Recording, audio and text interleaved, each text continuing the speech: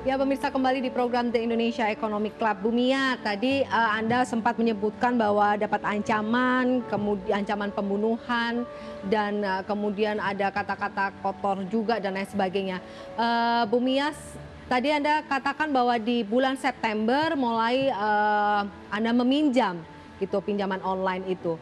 Dan kondisi waktu itu Anda tidak tahu harus pinjam kemana.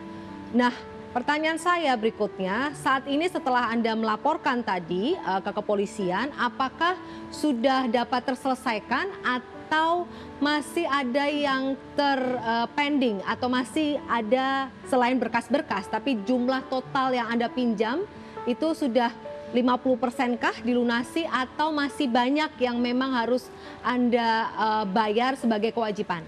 Bu Mia. Kalau untuk pembayaran di pinjol-pinjol itu, Bapak Wali Kota sudah melunasi semuanya pokoknya gitu. Jadi Anda tinggal membayar bunganya atau? Enggak, sudah. Jadi sudah selesai? Iya, Sama Pak sekali? Selamat yang dampingi saya mau pembayaran pokok nego ke pinjol-pinjol ilegal itu. Oke, dari 24 itu berapa yang bisa dikatakan legal dan ilegal? Yang legal ada berapa? Yang legal ada 5. Ada 5, berarti lebih yang banyak ilegalnya ya? 19, iya. 19, baik. Pak Tongam, balik lagi ke Anda. Kaitannya dengan saya sampaikan tadi literasi gitu. Nah, ini kan satu kewajiban dan terkadang informasi ataupun laporan yang diberikan kepada Anda itu tidak selesai atau tidak ada jalan keluar. Seperti apa ke depannya? Ya, memang seperti kami sampaikan tadi, edukasi secara berlanjut penting sekali kita lakukan, terutama bagi masyarakat supaya tidak akses pada fintech lending ilegal ini. Karena bagaimanapun juga ini menjadi pengalaman bagi kita tentunya bahwa akses ke pinjaman online ilegal akan memberikan penderitaan bagi masyarakat, berbahaya secara material atau imaterial. Secara material, kalau kita contohnya melihat fee yang sangat tinggi, kita minjam 1 juta yang ditransfer hanya 600.000, itu 40% langsung dipotong. Kemudian bunganya bisa sampai 4% per hari. Walaupun dalam... Polanya akan seperti apa itu? Pinjam 1 juta, diberikannya 600.000, kemudian dalam kurun waktu 1 bulan atau kewajiban itu harus dibayar kembali? Ya, di sini juga terjadi suatu penipuan dari para pelaku fintech lending ilegal ini. Contohnya dari berbagai kasus yang kami tangani bahwa pada saat mereka masuk ke aplikasi, contohnya diminta pinjaman 1 juta, bunganya contohnya hanya 0,5% per hari, jangka waktunya 1 bulan, fee-nya tidak ada. Tapi pada saat deal, nah ini yang terjadi adalah yang transfer hanya 600.000, bunganya bisa sampai 4% per hari, kemudian jangka waktunya yang dulunya 1 bulan menjadi 1 minggu.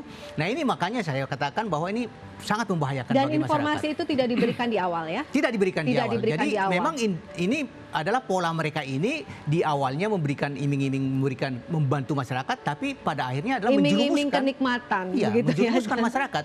Nah ini menjadi perhatian bagi masyarakat kita. Dan juga yang pasti perbedaan antara yang legal dan ilegal, itu yang ilegal ini selalu minta semua data-data yang di HP itu bisa diakses. Nah, ini menjadi masalah juga bahwa nama-nama yang di dalam HP itu bisa saja orang lain yang memang nanti akan digunakan untuk penagihan teror intimidasi yang diterima oleh teman-teman kita yang ada di kontak HP. Nah ini juga bahaya. Secara imaterial, teror intimidasi ini memang sangat berbahaya. Walaupun memang kita saat ini sangat mendukung semua teror, intimidasi, pelecehan, perbuatan tidak menyenangkan ini agar segera dilaporkan ke polisi. Karena orang-orang ini harus masuk proses hukum. Kita tidak biarkan. Baik. Pemirsa, ini juga ada liputan atau beberapa statement-statement yang kami terima bagaimana beberapa orang juga menerima pengalaman yang sama terkait dengan pinjaman online tersebut. Kita akan lihat seperti apa. Iya, ini 18 Mei 2020 ada dana masuk 806 dari rekening yang nggak dikenal, kayak bukan dari bank. Terus aku cari-cari ternyata banyak yang kayak gini dari pinjaman online ilegal. Ada yang bisa bantu nggak, harus gimana? Oke, ini tiba-tiba di ATM ada yang transfer 2 kali sekitar 804.000 dari nomor rekening yang nggak dikenal. Setelah dicek di internet ternyata banyak kejadian ini. Ini hampir serupa ya, dan juga ada statement bahwa sudah dilaporkan begitu ke asosiasi tetapi tidak direspon.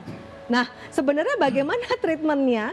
Treatment pinjol yang ilegal dengan pinjol yang tidak ilegal. Gimana Pak Tongam? Ya, jadi memang kalau kita tadi bicara mengenai pinjol yang legal itu diawasi dengan sangat ketat dan dilakukan pembinaan oleh OJK, dan penegakan kode etiknya juga dilakukan oleh asosiasi Pak Kus. Dan itu bisa kita katakan perlindungan masyarakat bisa terjamin di sana. Tetapi yang ilegal ini memang satu-satunya kekuatan mereka adalah penguasaan data kontak HP, data storage yang ada di HP itu. Ini kekuatan mereka sebenarnya. Jadi kalau umpamanya ada tiba-tiba dapat transfer rekening dari pinjaman online, kita juga perlu pertanyakan, ini dari mana dia tahu nomor rekening masyarakat kita ini, dari mana dia tahu nomor HP-nya. Kami menduga kemungkinan besar nasabah ini pernah mengajukan aplikasi walaupun urung, tetapi sudah sempat menyampaikan data, nomor rekening. Kemudian perlu diketahui juga bahwa ini mafia mereka ini. Mereka ini satu kelompok yang memang saling membantu. Jadi data si A itu dibagi ke fintech lending si B, si C. Apakah terlihat dengan jelas begitu dari Satgas antara pinjaman yang legal dengan non ilegal? Sangat jelas. Sangat jelas bahwa dengan proses pendekatannya atau pola sistemnya? Dari perizinannya dan sistemnya. Oke. Fintech lending yang legal tentu tadi ada 139 yang berizin di OJK. Itu bisa diakses atau dilihat di kontak di 157 atau di website ojk.go.id. Yang ilegal ini yang menjadi masalah bahwa kita tidak awasi tapi kita berantas. Nah, saat ini seperti tadi disampaikan bahwa sudah ada 3.193 fintech lending ilegal yang saat ini kita hentikan kegiatannya. Kita blokir. Diberantas 3.000 tapi muncul 6.000 Pak Tongam? Iya, kemungkinan besar masih muncul di masyarakat kita karena memang kemajuan teknologi informasi saat ini yang memudahkan orang membuat aplikasi, sistem mengirim SMS, pelayanan-pelayanan seperti itu. Nah, yang bisa kita respon ini dari dua sisi nih. Dari pelakunya kita respon dengan penghentian, blokir. Dari sisi masyarakatnya sebenarnya yang mudah kita pengaruhi, edukasi ke masyarakat Bu Mia, saya ingin tanya, Anda di awal pinjam, Anda tahu tidak pinjol ini yang ilegal atau non ilegal? Atau tidak tahu? Baik, Pak Kus. Ya. Nah, bagaimana tanggung jawab Anda untuk memberikan paling tidak juga pengetahuan begitu ya terhadap anggota? Ya, Mbak Vita, salah satu pilar dari asosiasi kami itu edukasi dan literasi. Selain code of conduct, policy, advokasi, itu adalah edukasi literasi. Kami sangat sadar, ini industri baru, kita umurnya kalau menurut Profesor Renal Kasali juga masih muda, 45 tahun umurnya. Jadi pasti layanan ini banyak sudah ada di masyarakat, tapi masyarakat banyak belum tahu. Sehingga kami sangat intensif melakukan edukasi dan literasi kepada masyarakat. Karena kita tahu, Indonesia inklusi keuangannya 76%. Tapi literasi indeksnya itu baru 38%. Artinya apa? Orang walaupun sudah terakses dengan layanan keuangan, tapi dia nggak betul-betul tahu manfaat sesungguhnya apa, resikonya apa. Nah, itu juga kurang. Nah, inilah memang ruang bagi asosiasi untuk terus melakukan edukasi ke berbagai kalangan. Kami masuk ke dunia akademik, ke kampus, kami juga masuk ke komunitas-komunitas usaha. Karena anggota kami bukan hanya meminjamkan dana untuk keperluan pribadi personal, tapi juga untuk keperluan usaha. Oke. Baik, Pak Kus. Prof, di tengah disrupsi ini ada hal yang positif dan negatif tentunya. Tapi melihat dari kondisi ini, sebenarnya konsekuensi seperti apa? Apalagi terkait dengan data yang sangat terbuka. Prof. Ya, ada beberapa catatan saya. Yang pertama, selama pandemi ini pinjaman online meningkat sangat besar. Ya, menurut Robocash itu meningkat sekitar 60% peningkatannya. Karena masyarakat butuh cash yang sewaktu-waktu ini dirasakan sekali. Jadi ada gangguan ekonomi yang membuat sekarang masyarakat jadi melakukan itu. Itu yang pertama. Yang kedua, ini adalah yang menjawab dan mencaci maki tadi. Jangan-jangan bukan manusia. Siapa yang mau kita tuntut? Ini jangan-jangan adalah kecerdasan buatan. Ya. karena sekarang ini sudah bisa dijawab dengan menggunakan Robot, ya? algoritma begitu ya. Algoritma. Oke. Dan algoritma itu tidak punya perasaan. Jadi algoritma itu memainkan kata-kata yang dia cari aja. Kata kuncinya sudah diberikan, kemudian dia memberikan jawaban-jawaban seperti itu. Dan kadang-kadang juga bukan dia si ini menjual kepada sini, itu mesin itu sudah pandai mencari sendiri begitu. Ya, jadi dikirimin cookies, dikirimin apa begitu, kemudian dari data apa diizinkan di sini, kemudian mereka bisa ambil itu, mesin itu mencari sendiri, ya, dan mendapatkannya, sehingga kemudian mereka bisa sangat kaya.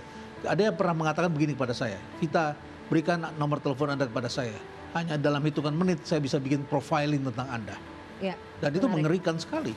Bisa tahu nama, alamat, bahkan sampai konsumsinya, kebiasaannya, GPS kita kemana saja, Wow. ya, perilaku hidup kita, sampai kebutuhan kita, persoalan kita, dia bisa tahu. Baik, Prof. Dan pemirsa, hati-hati Anda yang sering memfotokopi KTP dan bahkan foto selfie dengan KTP, Prof. Dan ini data ini bisa juga diperjualbelikan dan riskan terjadi. Indonesia Economic Club akan segera kembali.